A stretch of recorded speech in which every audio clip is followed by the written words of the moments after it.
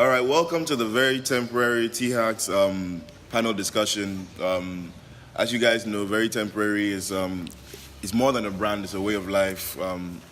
It's more than a brand; it's a way of life. It's we represent a whole lot of things, and today we are expressing our views and our knowledge on technology, and in particular automation, and what that's going to mean for the future when it comes to jobs and artificial intelligence and all of that. So I'll first call on Maxwell to give us his views on that.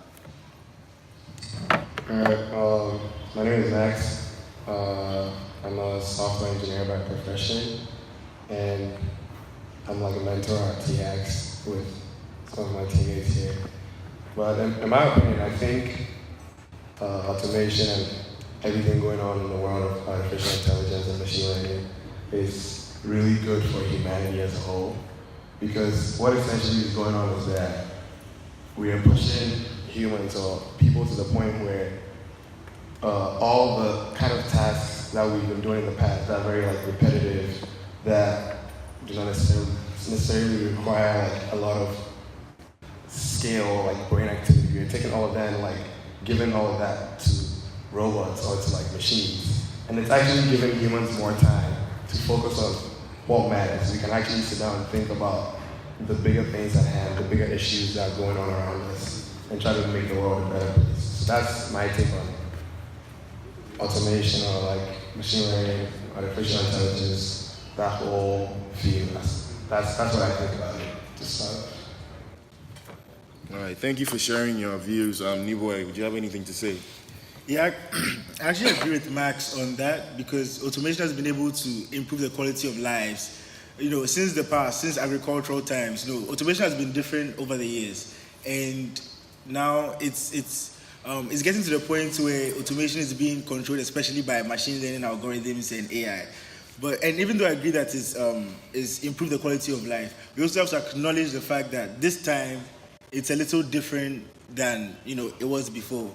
Because now even the jobs that we think are skilled jobs can be taken over by computers, like accountants, a lot of jobs in finance. If you're not in a leadership position, it's very likely that your job could be taken over because now machines are learning how you do your job for you.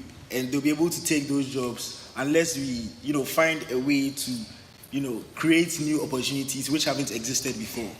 And, this is a task that, as Africans, we should also look forward to because we have the time to look at America and all these places that they are facing the problem right now. We are not facing the problem now, so I think we should start thinking about how we're going to go about this sweep, where so many people's jobs are taken over by machines. Thank you. All right, and our visitor to the little panel, we would like to share your thoughts as well. Okay, my name is Yu from Manchester University, and my thoughts are mostly about what it means for Africa. So, Africa is quite behind in technology. And so something like agriculture, the number of weeks, years, and amount of time it takes to actually produce the harvest when compared to advanced economies like America, it's perplexing. And you wonder, what does automation mean for us? How do we actually get to a stage where we actually have the resources, we actually have the minerals, the agriculture, we are actually doing it by hand. So you wonder how does this thing that looks like so far get to us who are so behind? I mean, you can skip a few steps, you can circumvent a few, you can pass a few ways, but I think ultimately I'm wondering how automation can meet Africa, how does it come back to meet Africa? Those are what mainly my thoughts are about. All right, Kirk, do you have anything to share? Yeah, my name is Kirk. I'm a software engineer at Amazon. And basically, I just wanted to point out that automation is very powerful and it's a tool that can be used for rapid development across the world. But it isn't something that is guaranteed. It's not a given. It requires us to actually make the efforts to find ways we can use automation to make lives better. So he mentioned agriculture, where we have farmers in the eastern region now just take pictures with drones, and they can actually find which of their plants are diseased very quickly. Whereas if they are on the ground, they wouldn't be able to determine which parts of their farms were maybe afflicted by disease. We have automation in terms of the education sector, the healthcare sector. Even cancer now can be diagnosed without a doctor, at higher, accuracies than if a qualified doctor. So even doctors are not safe from these job losses. And I think we have to do, put measures and policies in place to make sure that this automation that is, sort of taking over the world will be as beneficial to us as possible. All right. I'd like to take this discussion into a direction where we consider the effects that automation would have on like humanity. As you said before, or as you guys mentioned many times during this conversation, that automation is going to take away a lot of jobs. Now, aside from people not being necessarily active in the workforce, what implications would this have on the human condition? Because human beings, we find a lot of purpose in our existence by the work we do. Like, we define ourselves by the jobs we have. People, you identify as a doctor, you identify as a lawyer. What does it mean for you as a human being when automation or when robots come and they take over certain things that people would have found a connection to earlier on in their lives? So I think it's a shift in mindset that we need to start going for, because we become attached. We might fall into the trap of becoming too attached to this time when things are this way, not knowing that the reason culture is because it's shifted over time to come to a particular place. So you take a snapshot of it and say, this is the current culture and this is the history of the culture. And so I feel like we can get to a point in time where people haven't you don't lose anything by not requiring to be something that somebody has told you to be, like a doctor. You can there's other places, other fields. There's a creative field. Human beings, we need to move more into the creative fields. You can design things. There's so much more that can be done apart from being a doctor. Those things are repetitive jobs. Yeah. And so if we can focus more on happiness and things that bring joy to us, while the mundane jobs are being done by the computers and the machines, then I think we haven't really lost anything. You only lose if you decide to think that the current state is better than the next state, but it may not necessarily be. Change is good. And I think naturally it will be like evolution will evolve. Like the standard for jobs will change over time. I think the people who have a problem are those who are not open to automation. So they're going to sit on their ass and not do anything. Because, for instance, let's take back 1900s or wherever the car started. When there were horses, the horses actually sat on their asses and just continued using carriages, thinking that they will find new jobs for them, but they will still keep their current skill sets. Now there are very few things that you need a horse for, unless let's say tourism or something where they actually use carriages. So if you're actually open to it, or everyone is open to it, the standard for new jobs change. But those who are not open to it get left behind. So they are the ones who I think there are negative implications for. Also, we have to think about being prepared for this sort of change in the standard of jobs available. So for example, if you are automating a task, let's say you have a fleet of trucks and you hire 100 truck drivers, and now you are automating the process and you have a team of 10 engineers who write a software which will allow the trucks to run indefinitely.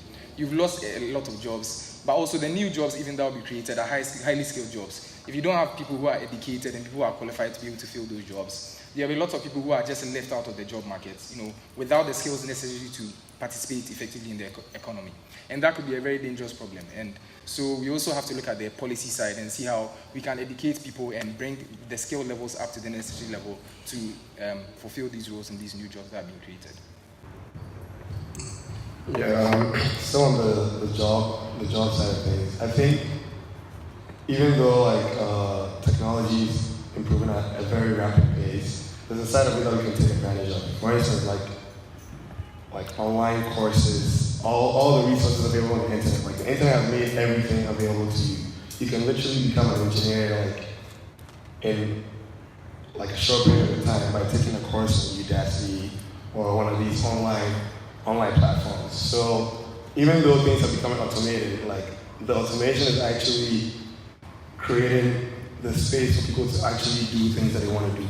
At the same time, the kinds of things that automation is creating, or the kinds of opportunities it's giving people, is actually incredible. Take for instance the company like Squarespace. But what they do is they allow people to build websites without actually requiring a developer. At this point, it's making a web developer's job obsolete. And this is a field that people think is most required now. But what Squarespace is doing is actually automating the process of building a website. So anyone, anywhere can create a website, and they already have an online presence to your business. So that means that the automation that Squarespace has actually created is actually creating a new job industry that people have to adapt to. So, like, in line with what Nebo is saying, it's all about, like, the evolution of time and how things are changing over time and how we have to adapt to things over time. So rather than taking a more pessimistic approach to the advancement of technology and improvements in machine learning and artificial intelligence, I think we should look at all the things it can do. Like, look at a tool like Instagram. There's, like, Instagram influencers now. The reason why Instagram is so good right now is because they actually have a very strong machine learning team. They have very strong automation teams that are like calculating metrics for influencers, that are helping people to actually make a living literally off the internet. So at this point, it's creating a whole new job industry. And there are people who are more interested in these things now as opposed to driving, like, I don't know, a bulldozer on the road and doing something that's considered low skill as a job in general.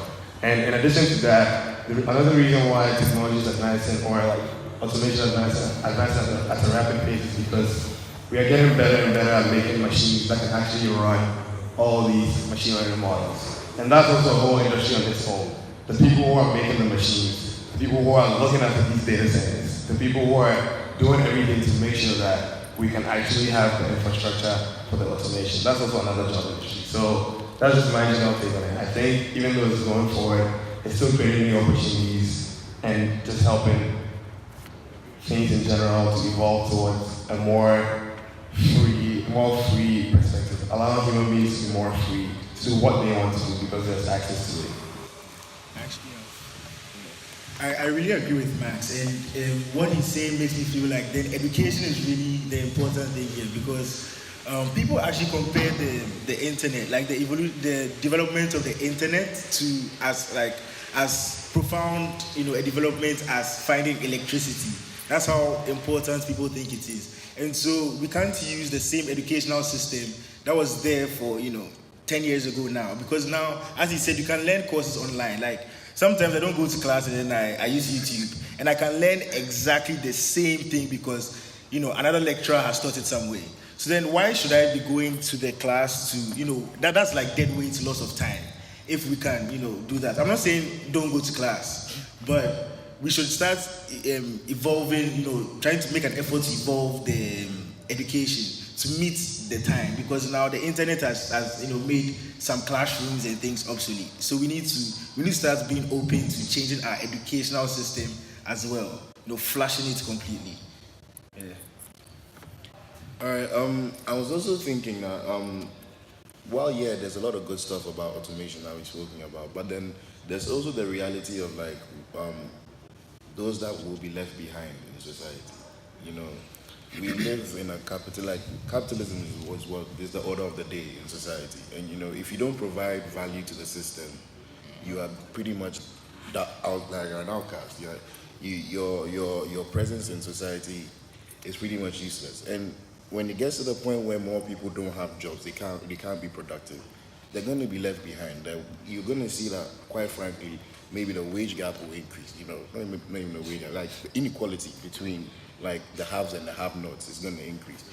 What are we going to do about that? Because there has to be at the end of the day, there has to be a moral sense guiding us. Because if you let technology run on just our human greed or our desire for more, it's going to affect a lot of people negatively.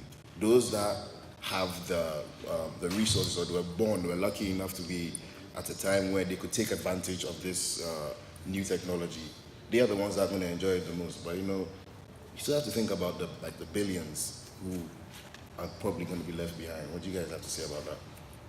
Yeah, so it's very obvious that there will be much less jobs, after automation has sort of not wiped out, but completely changed the number of industries. And we have to face the fact that there will be many people who will not be working traditional jobs. They will be worked by machines. And as Niboy said earlier, I feel like more of the creative and design, there's design-oriented processes that, computers can't come up with a creative process or to design, a way of living, or to design a building, and, sort of the social sensibilities that humans have will not be automated away. So I feel like a lot of humans will have to be more directed in those areas. And also we'll have to start looking at things like universal basic income.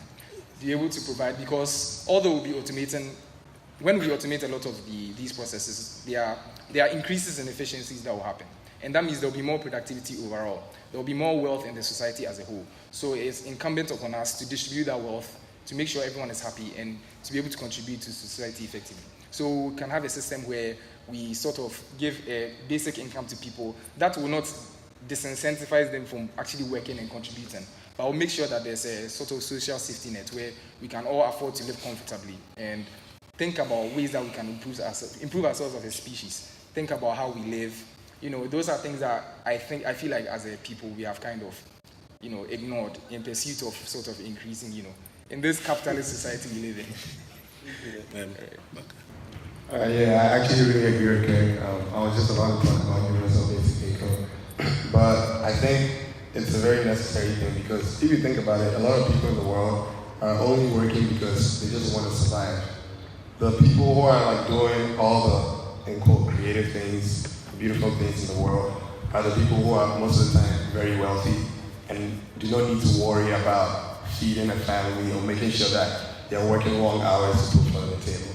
So I think apart from the fact that the way society as a whole can contribute to this kind of shift is by people who believe in things like universal basic income, people who believe in these kind of progressive things, actually spreading the word and spreading the energy. And that's what is at the core of a group like Very Temporary. We believe in things like universal basic income. We believe that everybody should have the chance or the space to create and do what they do. And that's one of the reasons why we're hosting an event like T-Hacks, to just allow young people just like us to realize that there's this new area, there's this area of things to do. And by doing this, you're spreading the energy. Apart from the people who are participating in the hackathon, a lot more people hear about it, they're interested in it, they want to know about it. And by knowing about it, it's probably going to be the start of their new creative journey, their new engineering journey, their new world job journey. That will not just give them money to survive, but also give them money to live comfortably and ensure that they have the space to create and do what they want to do as human beings. Educate me. I think it's something I'm probably missing, but yes, we were talking about it. Even after universal basic income, everyone has the same amount of money. Don't classes and inequalities start creeping up eventually? Because people have new desires, egos, So new desires, new egos, and someone can apply himself to earn more than someone, because it's free to do what you want. So day 1, day 2, day 3, I can see I will have the same, but over time, the muscle starts wanting more than, to get, to feel better. I think that's actually a great question, because by answering this question, you actually understand more about universal basic income, in the sense where it's one thing about universal basic income is that everyone, it doesn't matter how much you earn, you still get the same amount of money. That's one thing about universal basic income. So there is no sort of disparity in that sense. And then also, it's like universal basic income gives you the right to survive, to have the basic rights of food, water, shelter, all those things that if you don't have, you can be oppressed with. If you cannot be oppressed, then it's actually now your choice if you want to aim for more. If now you see somebody on a boat and you're like, oh, I want to buy a boat, then you have to go do more than what you earn from your universal basic income. But if you don't want the boat, you are still allowed to survive and have the basic rights so that nobody can actually oppress you. Is that oppression that we want to take out of the system so that people can have comfortable lives? But if you really want to do more, you can go as far. The sky's the limit for you, but you can't oppress anyone because they have their basic rights. But with the change in standards and equality, doesn't the standard for comfortability go down? Things like inflation and stuff like that. Because let's say he owns the water company, and now he wants more money, and there are this section of this group of you can pay a lot more than me for water. So if he increases the price of the water, you can pay, you can get more money. So now I'm cut out. So now, because now the standard for comfortability has changed, I have money, but I can't meet the standards. I feel like in a society that has adopted universal basic income, the driving factor is the fact that it is supposed to be an income that can cover those basic benefits. So even if the prices are rising, that means the firms are earning more. So they'll be taxed more to be given to people because it's through taxation that universal basic income is going to happen. Taxing the robots that are actually working, because those robots they can work 24 hours and you can still tax the robots, and they don't feel the effects of the tax as much as a human would feel that tax. And so you can standardize those things because it's that progressive, it's not the fact that we just want universal basic income, it's we want people to be comfortable. How can we make them comfortable? One way is through universal basic income. So if they're not comfortable, we have to switch that universal basic income to make sure that they are comfortable. That's the driving force behind it. Yeah. Yeah. Thank you guys for your contributions. Sorry. Does anybody else have anything to say? Questions from the crowd. Are there any questions from the crowd? Does anybody have any questions for us? Contributions. Or contributions, comments? You're free to walk down and come and talk if you want to. You can talk. Oh yeah, you can scream your question out if you do have one. All right, seems nobody in the crowd has any comments. But I had a little response to what you were saying. You were talking about inequalities still existing in the society, but if you honestly think about it, nature itself is not equal. Human beings, whether we like it or not, we're not created equal. We have different interests, goals, different perceptions of self, and all those things, different genetics, all those things influence, the decisions we take in life. So even if there's something like universal basic income, it doesn't necessarily mean everybody is going to be on the same level. You understand? It just gives way for people to chase their higher aspirations than to focus on the day-to-day hand-to-mouth. Nobody, you're actually given that, like you said, that safety net.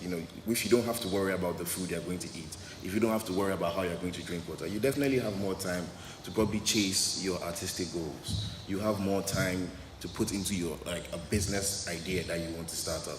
You don't have to worry about the very things that are tied to your existence. You understand? Yeah. So you start to chase a higher consciousness or a higher form of living, and I think that's a beautiful thing that we should all aspire to be honest. Yeah. But I guess that will take some policy deliberations in the future. I know everybody is particularly okay with this because greed is a real thing. Yeah. But hey, with time we'll see. Yeah. I have something to add to that. I also think that if you get to a point like that, that's what you were talking about is basically at the very core of it is human greed, and I think greed is something that in an idealistic society, I don't know how long it will take to get there, but the hope is that as time goes on, we're getting closer and closer to that goal. And in a situation like that, there will be nothing really like greed because everybody is at least comfortable. If you actually look at the facts, if you look at a country like maybe Luxembourg that has pretty high GDP, and compared to a country like Ghana that has pretty low GDP, you realize that in a country like Ghana there's probably more. I don't know much about other places, but I'll say with 95% confidence there's probably more corruption, more greed in general, as opposed to a country like Luxembourg where everyone is making at least a good amount of money, over $100,000. So if you look at that real life scenario and you draw the parallel between that and universal basic income, ideally the goal should be that human greed basically eventually goes away and everyone wants to just have fun and be happy and enjoy life, which is what we all want to do at the end of the day, I think. Or at least that's what I want to do. We get a question. We have a question. Yeah. I wanted to ask that so after the automated systems era comes, is there any way to foresee what comes after that, or is that the peak of life? After automated systems take over mundane jobs and all that, what next? Could you repeat the question? Okay.